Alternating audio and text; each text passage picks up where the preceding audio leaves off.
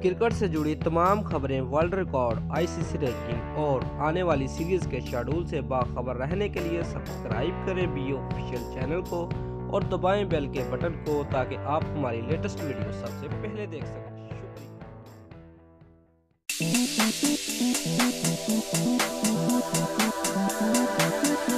पेशावर ज़ल्मी के कप्तान डैरन समी ने पश्तो ज़ुबान में ईद मुबारकबाद देते हुए कहा है कि मेरी तरफ से आप सबको ईद की खुशियां मुबारक।